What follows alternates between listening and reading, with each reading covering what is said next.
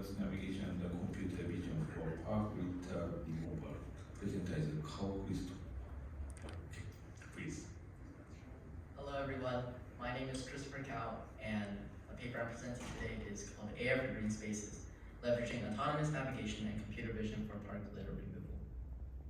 So the problem that motivates this is litter, and this has become a global issue with, in the US alone, there's over 50 billion pieces of litter.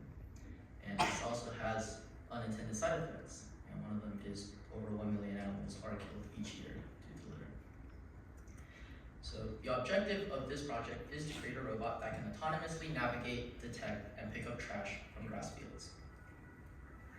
So there has been prior research in using robotics to tackle the litter problem. There is a human-robot collaboration where a robot autonomously travels around indoors, making it very convenient for humans to place their litter inside the trash. While this is a great way of preventing the litter problem, this paper focuses on dealing about the litter that has already been littered and on the grass. Next is Roomba, which is a very popular household cleaning robot. And while it does work very great indoors, the spinning blades and vacuum that it uses to pick up and clean the floors will not translate well onto grass as it would damage and harm it. Next is a robot from the cereal cleaners. We created a robot called the Bebot, which uses a sifting mechanism to sift through the sand and pick up litter. And as seen in the picture, there is a remote operator, meaning it is not completely autonomous, and though its pickup mechanism is unique, it's not well translated over to grass. Finally is a 5-degree of freedom arm, as well as a deep learning image segmentation model used to navigate and detect pick up trash on grass fields. This project can navigate rectangular areas and classify and pick up by different types of trash. In this project, we hope to expand on this by being able to generalize and pick up all sorts of different types of trash, no matter if the robot has seen it before or not, as well as being able to cover an area of any shape. So in this presentation, I'll go over the different aspects of our robot, as well as the results in the discussion. As you can see on the right, this is the robot that we built. It is around 60 centimeters wide, 80 centimeters long, and 100 centimeters tall. And the green trash pickup mechanism is on the bottom. There's a GPS antenna on top and a vision camera that points in front of the robot. First, for the autonomous navigation path planning aspect, we implemented the spanning tree coverage algorithm. The robot is given the vertices of the area as well as the vertices of any obstacles inside the area. And then the robot then splits the area up into 30 centimeter by 30 centimeter squares. After that, it uses depth first search algorithm to generate a tree that spans the entire graph. And finally, to create the path from its starting point, it draws the path following around the DFS tree. Next, the other aspect is localization. And to do this, we used real-time kinematic, or RTK GPS, which gives the location data of the robot accurate to 1 centimeter every second, compared to normal GPS, which only gives location data accurate to 1 meter every second. The way it works is by connecting to a local base station around 10 kilometers away. The base station's location is known, and when it receives a GPS signal, it can correct the error in the GPS signal. This correction data is sent over to the rover robot, and then the robot uses this to correct its own GPS signal when it receives it, thus achieving the 1 centimeter accuracy as desired. We also use a NavX gyroscope to know the yaw data and heading data of the robot, as well as motor encoder data to estimate the location between GPS signals. And during testing, we have ran into a problem of yaw drift, where the gyroscope throughout the run will start drifting. As you see in this figure, the orange dots or lines signify the estimated location of the robot, and the gray dots signify the true location of the robot whenever we receive a GPS signal. And at the beginning of the run, the estimated location and the true location line up really closely. However, towards the end of the run, when the yaw starts drifting a lot, then the estimated location starts drifting wildly compared to the true location of the robot. To compensate for this, we use a correction algorithm where whenever the robot is driving in a straight line, it takes 2 GPS points, and using the equation calculates the true heading of the robot and corrects any future yaw readings. Using this algorithm, as you can see in the second figure, the estimated location and true location of the robot line up very well throughout the entire test, and it also lines up with the blue line, which is the intended path of the robot. Next, for trash detection, we wanted to use a fast and lightweight machine learning model, and thus we used a 300 by 300 pixel image for efficiency. We decided to go with image classification, and our classes were trash and no trash, so that the model can generalize the trash class to encompass all sorts of different types of trash. We did not use a taco data set, which is an image segmentation data set of litter throughout the world, because it is dedicated to image segmentation and has relatively few images. The images that it has are also in different backgrounds and not just grass, which we did not think to be beneficial to our use case. Instead, using the robot, we collected 6,093 images for training, testing, and validation. This eliminated the need to annotate these images by hand, as the script on the robot helped do that for us, and also make sure that the training data that we use is representative of what the robot will see in the field. To compensate for year-round, our grass goes through many different types of colors, so we use data augmentation, first rotation to generate more than one training data point, and then we change the hue to encompass the yellowing grass and lush green grass, changing the brightness to account for testing in different lighting conditions, especially nighttime compared to daytime, and finally the saturation to account for any other weather patterns and quality of lighting. We then tested 3 fine-tuned CNN backbones and set the inference threshold to be around 50%, as we would rather have more false positives than false negatives, meaning we'd rather excessively pick up than risk missing some pieces of trash. Of the 3 models we tested, MobileNet, EfficientNet, and ResNet 50, the ResNet 50 had the highest test accuracy, so we decided to use that model. For the trash pickup flowchart, starting with the webcam, it then feeds the image through pre-processing to scale it down and to the ResNet 50, which then detects the trash in the frame. It sends the prediction through an Arduino Nano to the Roboria, which is the main CPU of the robot.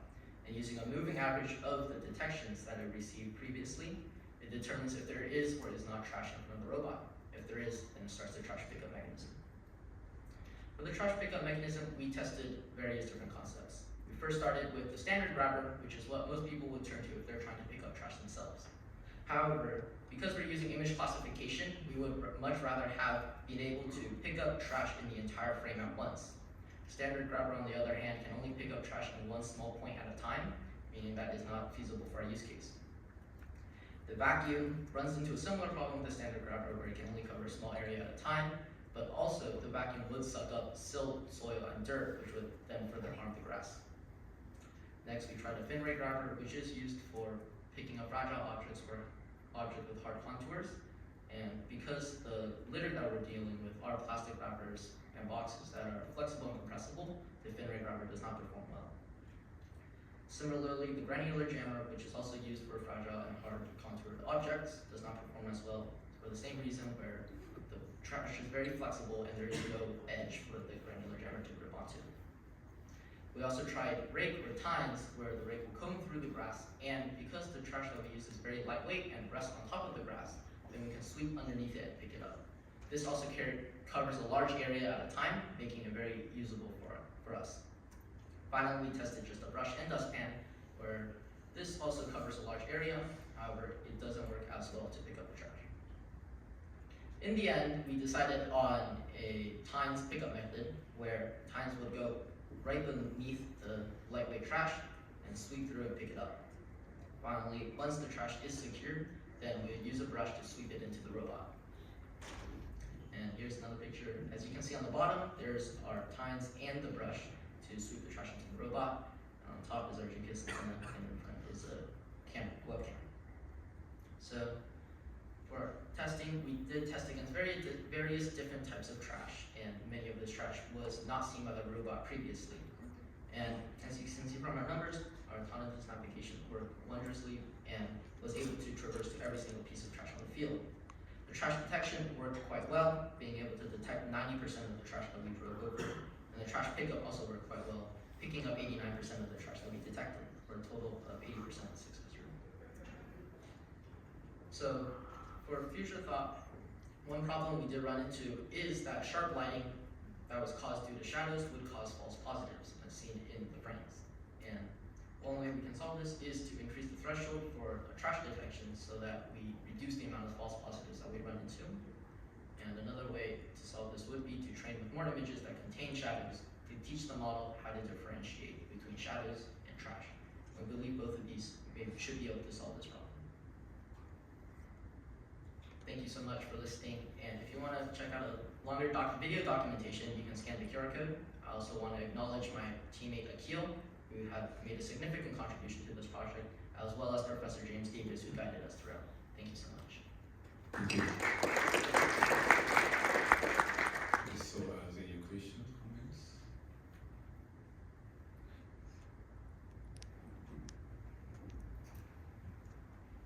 Thank you for your great presentation.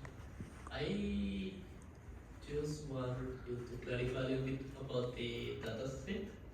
So you said you didn't need manual labeling, but I don't quite understand how you Yeah. did that.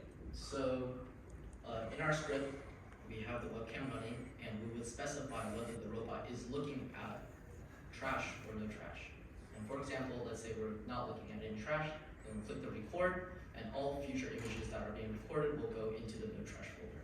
And we'll just drive around for a little bit to get a bunch of images. Similarly, for the trash, we would place a piece of trash in front of it, and then start it to record, and all the future images will be placed into the trash folder. Okay. This is still manual labeling, so I guess it's kind of misleading in a way. Yeah. You present it, so it will be more clear to explain how this script works, like you did right now. Yeah, for It's sure. more clear than this. I'll make sure to elaborate on it in the future. Okay, thank you. Thank you. Are there any questions? I personally have a question actually. Oh, Because you said you are using image classification, I was wondering if object detection will better suit the case since for image classification, I was supposed you need to take many pictures throughout the way and then to see whether they contain trash or not. And if you use object detection, you probably can already locate a trash and then can already navigate throughout it. What about that?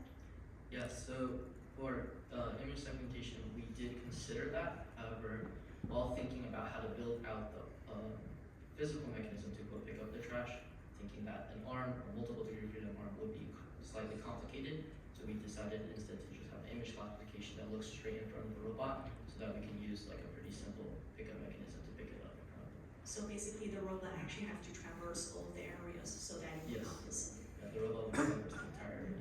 Great. And any other questions?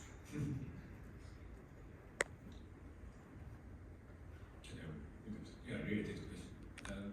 Very interesting. So maybe everyone will try to use free design or usually or such kind of logic. They take the factory model quite show the good performances now. But now you collected your original data of these cases.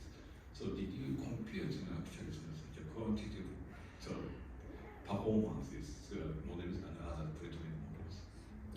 We did not compare our performance on like our Yeah. country. If you show that, so now the many people believe that it's okay just to use such a pretend huge large model. But in your case, maybe model should be more small in on board or and lighting conditions are also issues. But if you show such kind of the result clearly, so everyone sometimes need think about we need constant data from the scratch. Sometimes very important. That is a very important message, I think. Okay. So. One or two questions we can accept. How can you deal with such lighting conditions? Yeah, I also have the experience to work on toilet outside really, but very hard to recognize such shiny conditions. Do you have any insight? Well, so one thing we did try was to put a physical black box around the camera and put artificial lighting over it. Oh, And even when we did that, we still had light filtering through the tires area, so that wasn't quite reasonable. So we're thinking that probably just training the model to be more wary about the shadows would be the best course of action. thank you. Yeah, actually I work on the such agricultural robots, so yeah, I have problem. I also have. Yes, thank you. So if there is no questions, then